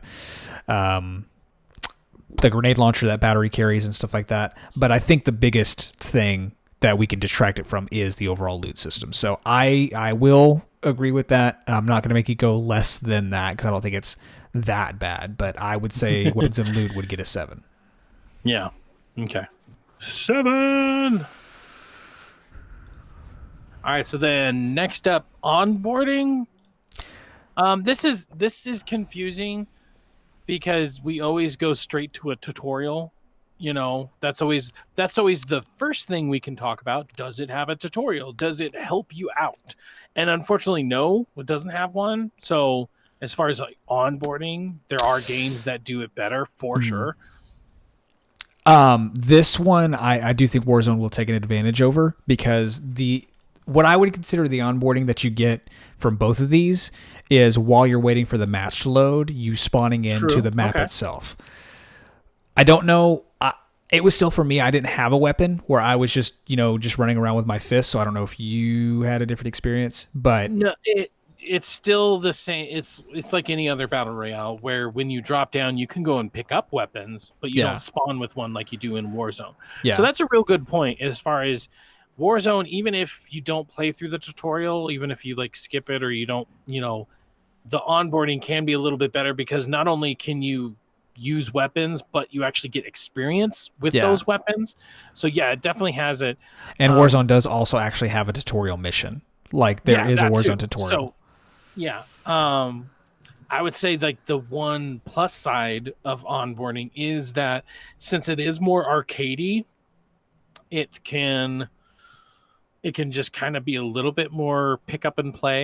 Maybe not. Well, not more, but it can be just as. It is it's as pick up and play as Fortnite. Yeah, there you go. Yeah. But as far as like, I don't know, and it also, this goes back to, personal feel, and we want to try to be as objective as possible. Personally, when it comes to the map, I know what raid is. I know what cargo is. Mm-hmm. I know what turbine is. I know what standout is. And in Blackout, they have standout or standoff. Standoff. They have standoff, but it's a cowboy place. And then underground, they have Dust, the zombie map Dust. They have the entire zombie map Dust. Array, they have the diner from Transit, the zombie map they have Nuketown, but now instead of just having Nuketown, they have the vault, or not the vault, god dang it, they have the underground in that. And they even, because of that, they had a zombie map with the underground. They included it in the zombie, but obviously Blackout came out before that. And so like they have Hijacked is another one. Like they have all these like iconic places from the Treyarch history basically, and I absolutely love that. Is it a little bit copy and paste? Yeah, unfortunately, but at the same time I do have to say that they mix it in quite well, because like Turbine, for instance, it's this little canyon and it has a broken down airplane next to it, but that's right next to like a facility where they're making windmills, so that's kind of cool. I guess we should have had a segment on here that was the map. For the Battle Royale, because every map is kind of different and unique. But damn it, hindsight 2020, whatever. We'll keep going with what we have. But yeah, I do get what you're saying. That when it comes to the overall onboarding, like I think Warzone has an advantage apart from the actual tutorial, because you're spawning in with weapons, so you can immediately get a feel for how shooting is in this kind of larger space. But Blackout does have an advantage because a lot, if not all of the maps or parts of the map are from ones that we recognize, whereas a lot of the ones in Warzone are so you new. You can get around really easily. And you can also have a kind of a better time of, okay, this is where I'm going to go, this is where I'm going to scope out, we're going to land at Turbine, we're going to land at Raid. So I don't say it has a bigger advantage over Warzone, but I will give it that. So as far as scoring goes, I would say, and just in comparison with the other Battle Royales and onboarding experience, I'm in between a 6 and a 7. I'm going to go with a 7, because I mean, it's not, well... It doesn't have onboarding like the other one, so that's why I would go as low as a 6. I want to say 7 because it has private matches. Anytime a game lets you have a private match and just lets you go in with a couple of friends, that's really good, because then it gives you a chance to learn the map, learn the mechanics, learn everything, and not every Battle Royale has private matches. And so for me, that's why I'll make it, instead of a 6, I want to make it a 7, because not all of them do that. I think all of them should. Honestly, I think every Battle Royale should not only let you do private matches, but should also let you do a bot mode. Like in Darwin, we gave that a 10 for onboarding, and it was 100% because we could just play the game without even having to go online. And it was a perfect way of getting to know the game, which is 100% what onboarding is about. And for me, that's why it can't be any lower than a 7, because, hey, at least it lets you goof around. It lets you get to know the game before you want to test yourself. Okay. So I can give it that. Yay! All right. So, fun factor. How you having fun? Right off the bat, that personal attachment that I was just talking to does make me have a little bit more fun in some respects. Obviously, if we're talking what's better, Warzone or Blackout, Warzone, hands down. But as far as like that fun factor, I like seeing those zombie Easter eggs, because I am a huge zombies fan. So being able to see those zombies, not only see the zombies, but then actually the zombies will spawn and you get to kill them, like that means a lot to me. I love that feeling of like going to these maps that I've played over and over again. Warzone is much more, a lot of their areas were like custom made for the map itself, and then they made sure to put in Easter eggs and stuff like that. But this one is very much like Treyarch's history, and for me that makes it so much fun. I like being able to get into a firefight on Raid, on Cargo, Nuketown, all those, like that adds to the fun for me, because these are maps like I grew up with in a way with Call of Duty, because I've always been a Treyarch, I've been a tryhard, and I preferred Treyarch's Call of Duties for a long time. So that being said, the fun factor of it being a little bit more arcadey can lend to just going off, turning your brain, and just having some fun. So what that means for you, go. Yeah, so I mean, I will give it a big advantage in terms of fun factor. It again comes down to two different kinds of fun.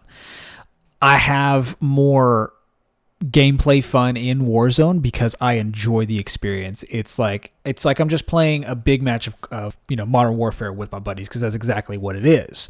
And in terms of just the gunfights, I do prefer.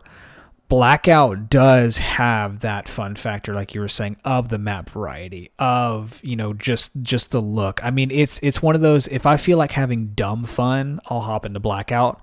If I feel like wanting to go like full try hard, I'll go into Warzone pretty much, because that's it just comes down to a different type of fun. I agree with you. It does get a lot, I think, in fun factor because of the map variety and how iconic these maps are, and how you just get a feeling of nostalgia when you play it that you don't necessarily get with Warzone. And, I'm with you. Like, I think if I had to pick between the two developers, especially after Black Ops 4, I would, be Infinity Ward kind of all the way. But I can't understate how much I do love a lot of Treyarch games. Like Black Ops 1 and 2 are some of my favorite Call of Duty games of all time. And the fact that I get to relive some of those experiences in between both of those games, which are arguably their best ones. You've got Hijacked from Black Ops 2. You've got Array from Black Ops 1. Nuketown, which is interchangeable between all four. Right. But the fact that they expanded on Nuketown and made it Nuketown Island, and it was definitely more the Nuketown from the Zombies experience of Black Ops 2 than anything. So, I mean, I will give Blackout a big advantage for fun factor because it 100% has it. It is dumb fun. You also have the whole experience with the super abilities, basically. You have the field upgrades in Warzone, but they're not to the extent of Blackout or Black Ops 4, where you have a damn zip line, or you have this mesh like grenade that's basically a really long tripwire that adds to so I would say in terms of fun factor, I could give it anywhere between an 8 to a 9, to be honest. Ooh, it definitely does get a lot of credit for overall fun. Yeah, I'm definitely going to agree with 8. It's just it's dumb fun in the best way possible. And once again, I don't think it needs to be understated of this is a battle royale that was a AAA battle royale that just works, because a lot of people, like, by the time it came out, there were so many battle royales that I feel like people were starting to get numb to them. So this being like PUBG, for instance, but it's first person and it's good, like, to some people, they thought that was a detriment, but it's like, no, that's a good thing. Like, this just being another one that actually works, that should be praised, not like, oh, it's just like PUBG. It's like, right. Maybe. So, but yeah, 8, I can totally agree with. Extra credit, I feel like this one's going to be a little bit harder because it kind of just exists. And unfortunately, because Treyarch is a bunch of little pussy-ass bitches, they just basically gave up on it. From the very moment we heard what Blackout is, we all agreed. I mean, even that bitch Drifter, we all agreed it should be free to play. It should be free to play. And what does Warzone do? Boom, free to play. But hey, you can also play Modern Warfare if you buy it. Blackout should have been free to play. And I feel like if it would have garnered a bigger audience. But the fact that we had Blackout and then it's like, here's another freaking Call of Duty a year later. Like, I wish Infinity War and Treyarch, they would have kind of band together and created just a Call of Duty battle royale. Like, Activision should have had like Sledgehammer or one of their 8,000 other subsidiaries. And it's like, your job is to only work on a Call of Duty battle royale. How cool would it have been to not only have like Raid and Cargo, but also have some of the like Rust and like just Call of Duty's history. Not just Call of Duty Treyarch history, but Call of Duty history. Think about having a map where it meshes everything you've ever seen from Call of Duty. How cool would it have been? So this has, unfortunately, there is no negatives in extra credit, but what I'm trying to get at is that it's hard to find extra credit because of just how unfortunate of a situation that it got put in. Yeah. So I'm going to give it extra credit for 2 reasons, or 2 extra credits. One would be variety. Okay.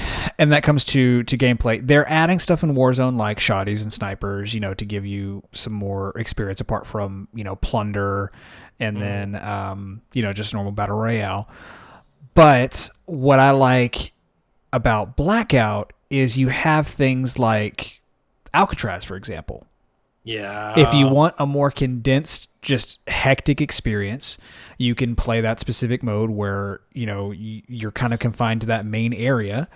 And it kind of goes from a big open map that you're trying to encounter to a more island. to a more way condensed experience, and it's more chaotic, which I can compare to like Modern Warfare normal maps versus their like Rust and Shipment. I want that frenetic kind of gameplay.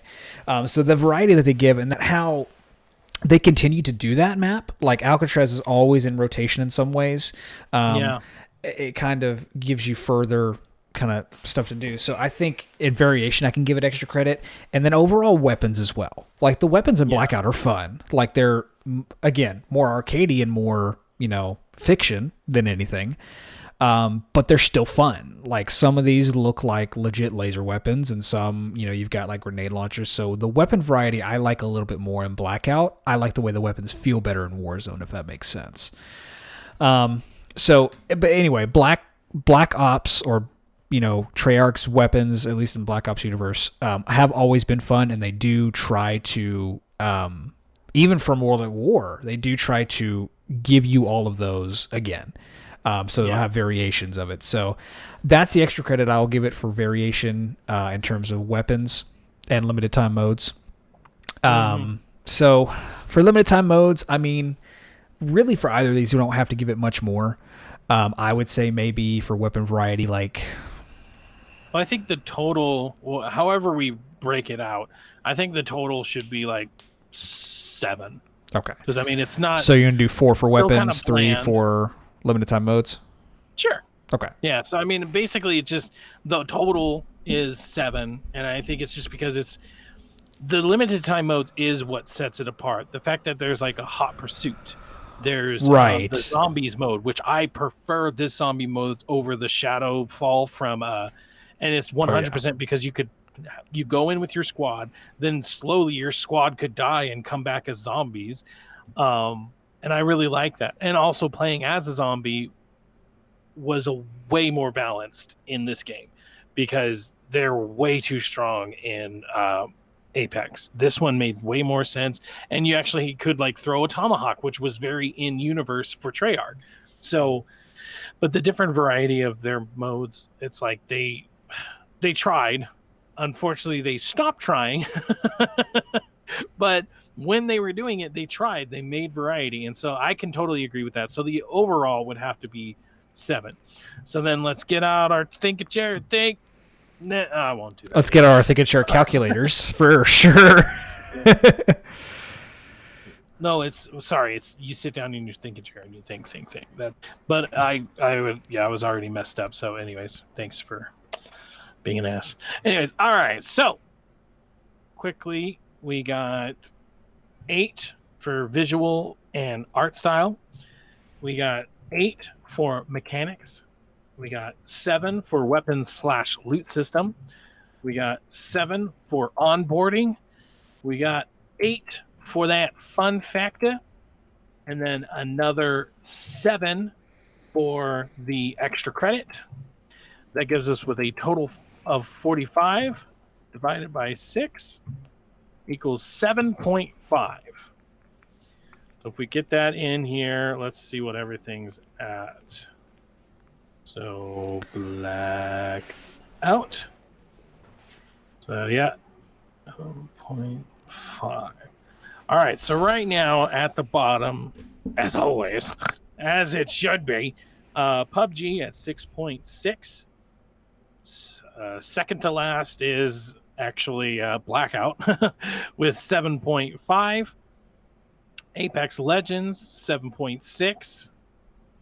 Realm Royale at an 8.1. Darwin Project 8.2. Tied still for number 1 is Fortnite and Warzone at 8.5. We can't forget Don't Even Think also. That's actually the bottom. Oh no, you're right. Oh, that's right. I totally forgot to put it in last Because it was such a time. bad score. It was such. Don't. I didn't even think about it. Uh, No, I totally forgot to bring it in. So yeah, that one was a 2 overall. So Yeah. actually, that was last. Okay. Anyways, but yeah. So right now we have 2 more to go. So next week is going to be H1Z1, and then to finish everything off, you're going to try to get your hands on Firestorm, correct? I'm going to try to. And I'm actually going to put this out there. In the event that I can't get it, because it's still something that I don't think it's on sale right now. Well, yeah, because you actually have to buy a game for it. What the hell? Am I Right. Well, keep in mind too, guys. It's quarantine. We're not making as much money, so yeah, that's it. But in the event that I cannot, which hopefully by next week I should be able to get an answer. If you guys suggest a game that we haven't played that we should to consider with this, we are 100% going to take that. More than likely, we're pretty much exhausted as far as ideas. No, and I don't mean that in a bad way, but like we've pretty much kind of thought what games to play. But I'm sure that there's a game we have not seen or come across that you guys have. So write in for next week's episode or even the following. Just give us something, a comment, anything. What games you suggest that we should finish out Battle Royale with? Yeah, because it'll be after H1Z1, we'll be kind of tapped out as far as. I guess the only caveat is PlayStation. PlayStation, because you could probably play like I could play something like Arma. Yeah, Tarkov. I could play Tarkov. You could play. The Cycle is out on Epic. Yeah. You could get it for free. Which, by the way, you should totally try that out and that you review it next week. Okay, seriously. Anyways, but the Cycle is another one where we could play it, but unfortunately, we can't. Another one would be Hunt Showdown, but it's got the DNA of a battle royale, but I wouldn't say it's a straight battle royale. So I don't know if that counts, but if you'd like to vote for that one, let us know, because right now we'll end it at H1Z1 and then Firestorm. But by all means, if you guys have another suggestion, we want to hear it. Okay. All right. So that's the end of the show. Ba-da-da. Remember, on Friday, we're going to premiere our N.E.W.B 2, which is just, once again, kind of the spiritual successor of Hop Up Cast. We're just going to have some new segments to talk about, some top 10s, and, that will be a lot more kind of casual experience and just a way to kind of check in with us as the week's going on. Alrighty, so thank you guys so much for joining us for this episode of N.E.W.B. I was your host, Nick. And I was your host, Nate. And remember, just play nice with each other. And don't forget to use the buddy system. Buddy! That's so dumb. But I like that. Something I would like to point out is how come every time we go to calculate the figurines for Battle Royale, without fail, I will open up my clock instead of my calculator because they're right beside each other. So instead of checking how much it is, I'm checking the time for whatever stupid ass reason.